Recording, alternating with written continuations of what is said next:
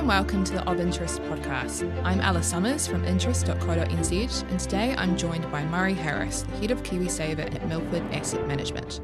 There's a lot being discussed in the KiwiSaver space at the moment, and it was a massive topic at the Financial Services Council conference a few weeks ago. Very much feels like we're on the edge of some change to KiwiSaver, or at the very least some tweaks to come in the near future. Murray, you were at the FSC conference. What were your big KiwiSaver takeaways from it? I think it was a really good discussion. When KiwiSaver's at the age now, it's a teenager and about to head into adulthood. It's turning 18. So I think it's the right time to have the discussions we were having there at the conference. I think by and large providers are pretty well aligned around how we can improve KiwiSaver and make it better for New Zealanders' retirements. Nice.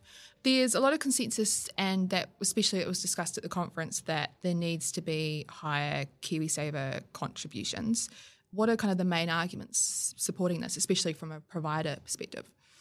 Yeah, look, I mean, I think in the 17 years that KiwiSaver has been in existence, it's been very successful in attracting members. So we don't have a participation problem. There's 3.3 million people in it, and very high participation rates in the younger age brackets, 25 through to 44. It's in the high 90%, and 80% of those in paid employment are contributing.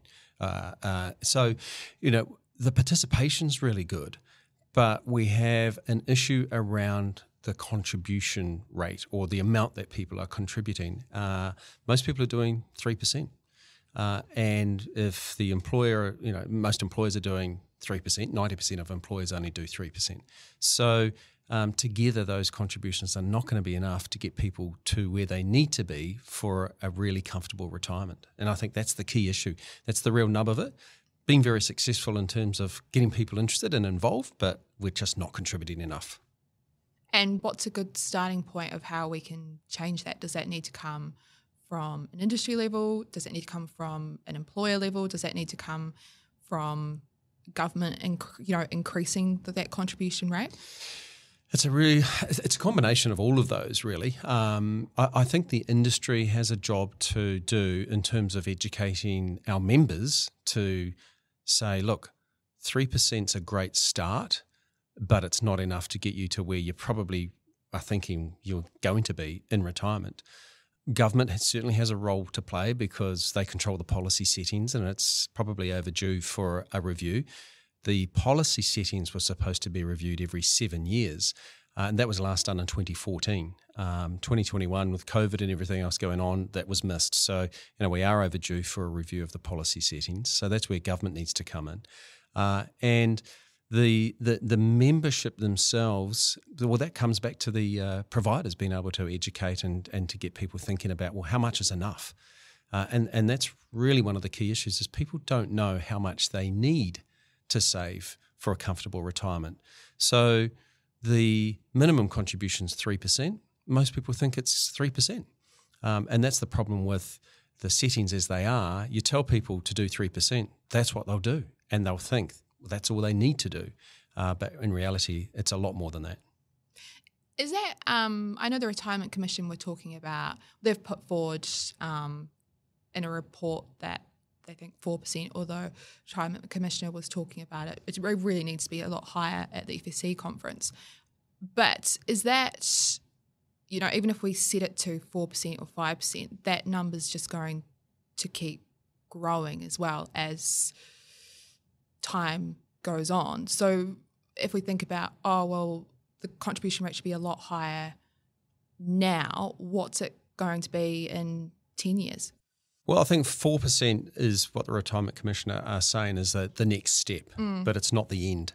If we look at Australia, in 1992, they started their admittedly compulsory scheme, so different to ours, but they started at 3%.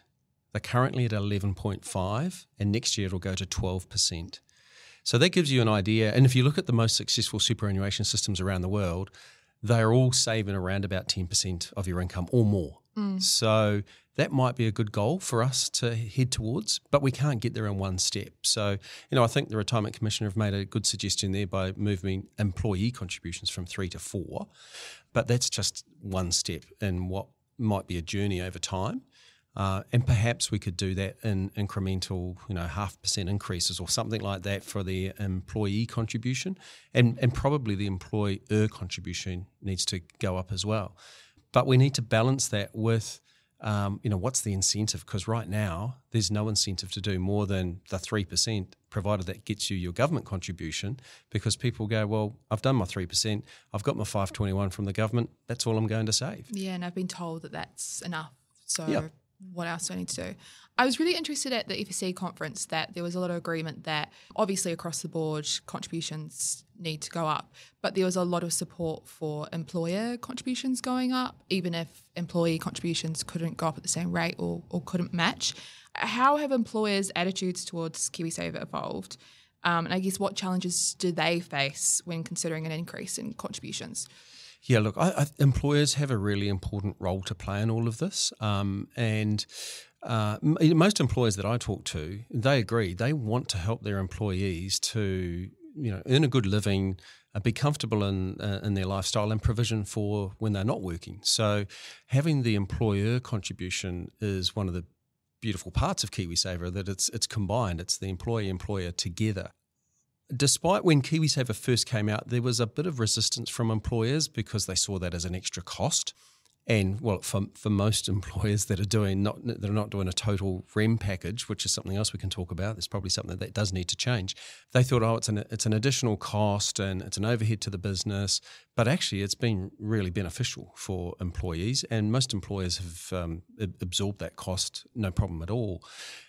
And I think, there is a role to play for the employer where there could be an increased employer contribution, but the quid pro quo is if those employers are helping to provision for the future retirement savings of their employees, what's the trade-off for them? What's the cost benefit? There could be some tax concessions or some tax benefits offered to those employers by the government, because at the end of the day, they're helping to fund, the future retirements of their employees, which is going to be less of a strain on the government. So a bit of a quid pro quo there. So I think we do need to be really careful that we don't put too much pressure on employers. They've already had a terrible time navigating through COVID and then high inflation, high interest rates, high input costs, to say, you've got to give everybody a 1% pay rise by increasing the employer contributions without some sort of tax concession or assistance or incentive, I think would be a real challenge. But I think they're open to the discussion. That's good to know.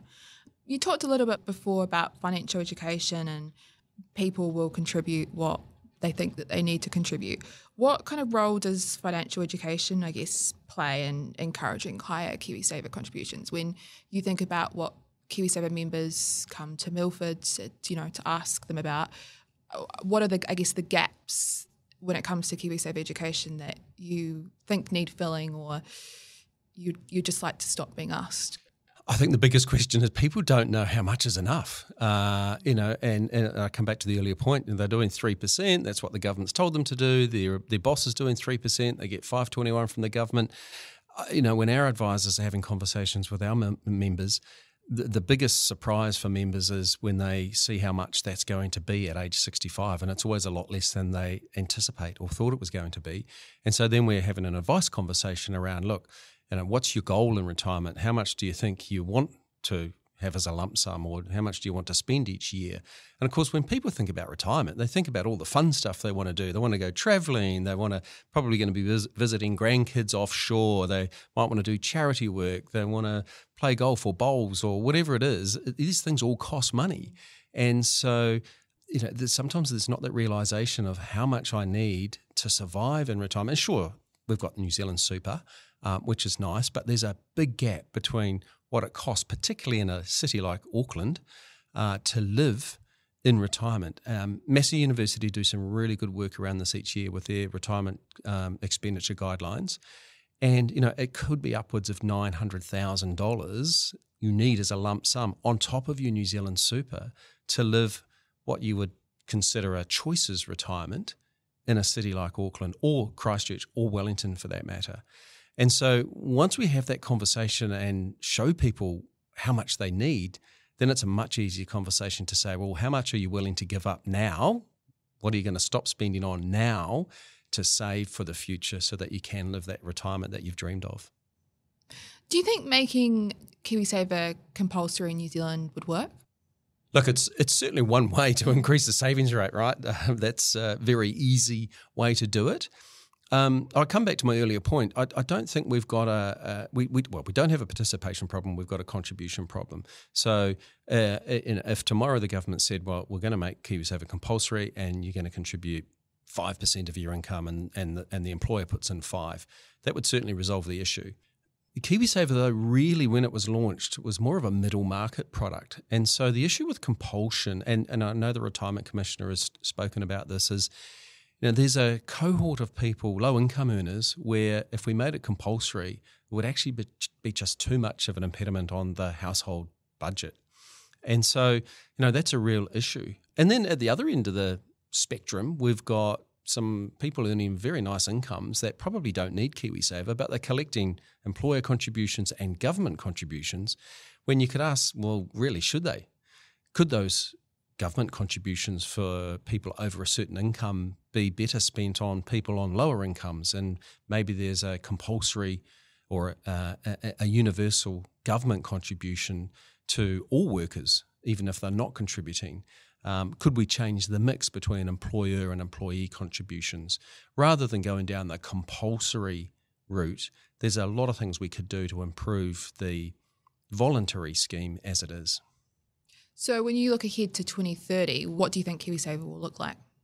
Well, I hope we've had the discussion around the policy settings and we've managed to get the government to the table. That's a real challenge at the moment. And you would have heard Nicola Willis say at the FSC conference that it's not a priority at the moment for the coalition government, and they do have a lot on their plate.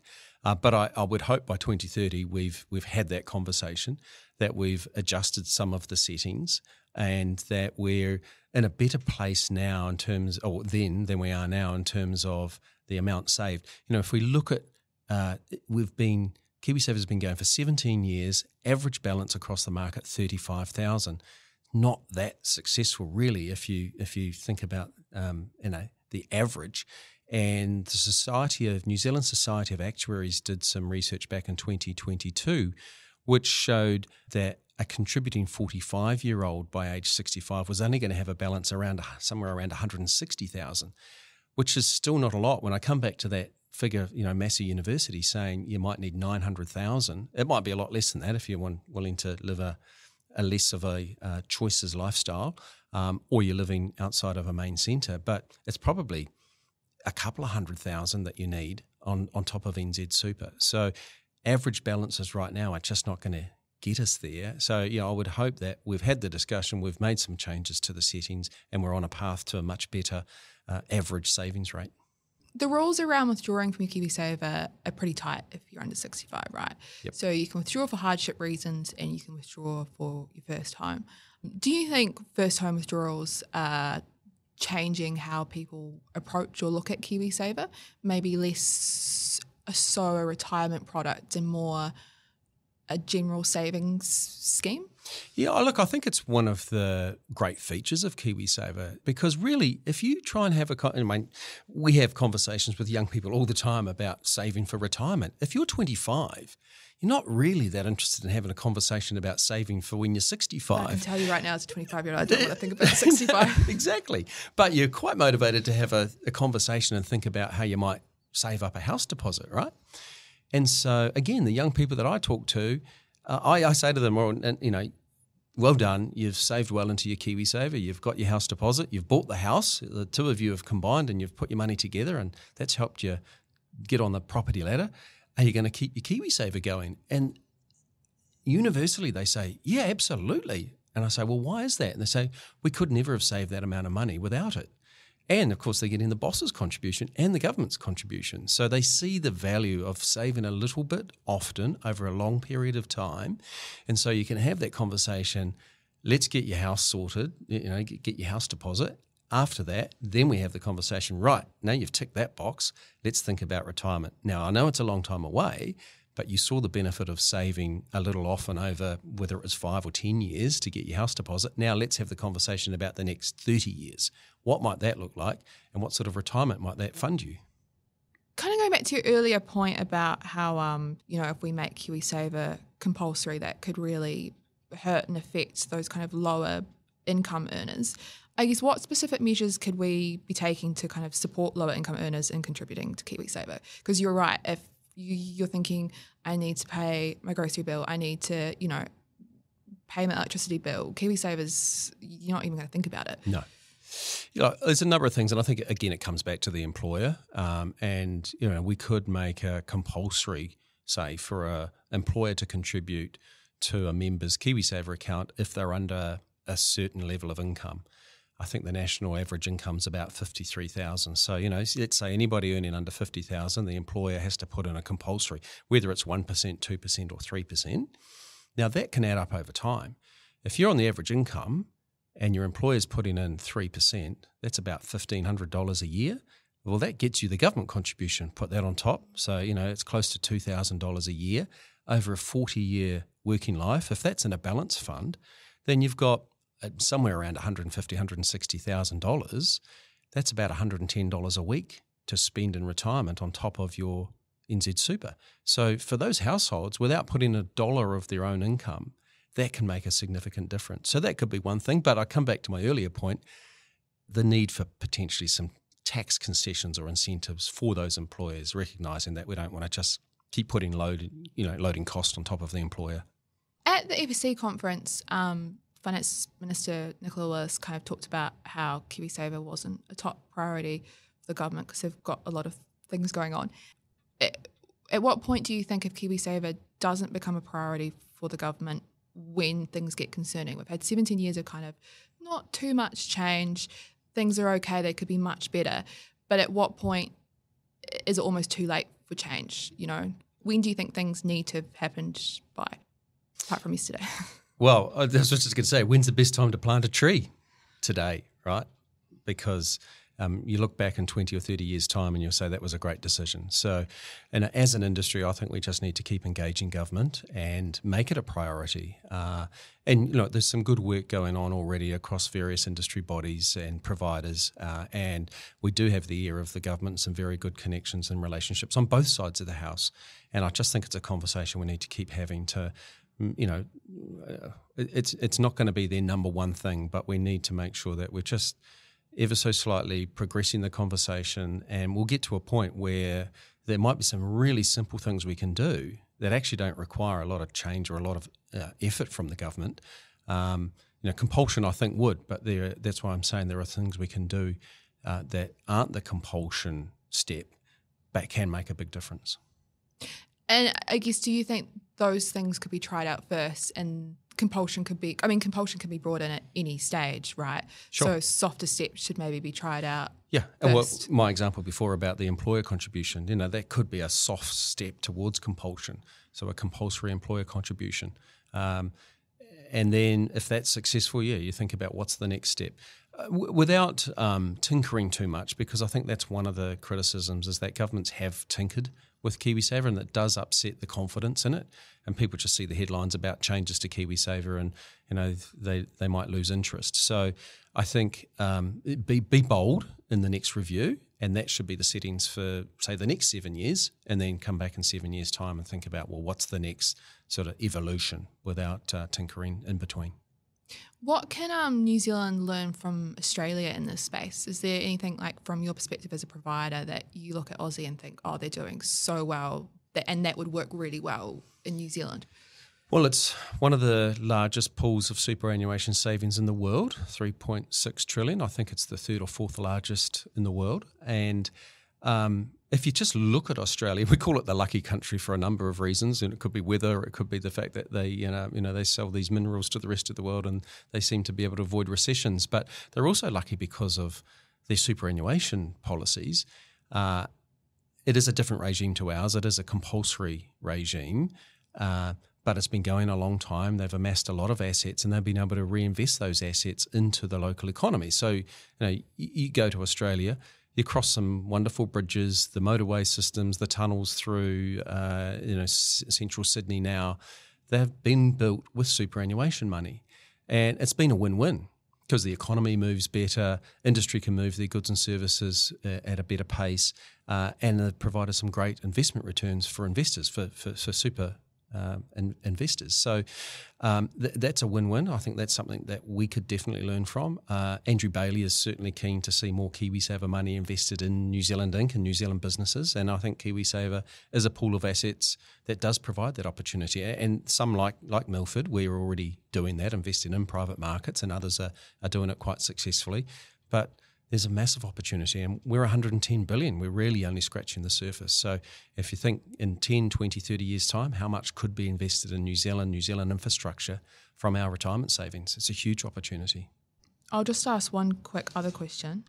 I was wondering if you think the age should be younger when it comes to being able to contribute to KiwiSaver. For employers, so they're 18 to 60. Yeah, it's a good question. So either side. So you've got, should employers have to contribute if you're working under 18 and over 65? Because a lot of teenagers are working, but also we are seeing a much larger pool of people over the age of 65 either choosing to work or having to work. And there's a lot of discussion around, will the retirement age change? But I also think it's interesting because so many teenagers under the age of 18 are working as well. So is there room or should there be change in that area? Absolutely. I think, if you're working and you're being paid by an employer, then there should be contributions if you're under 18, maybe over 16, so that, we don't have 12-year-olds out there trying to work and get KiwiSaver contributions, but certainly between 16 and 18 and over 65. And some employers already do. But that should be, if you're in full-time or part-time employment getting paid by your employer, you should continue to have KiwiSaver contributions. Thanks so much for talking to me today, Murray. I'm Ella Summers from interest.co.nz, and I was joined by Murray Harris, the head of KiwiSaver at Milford Asset Management.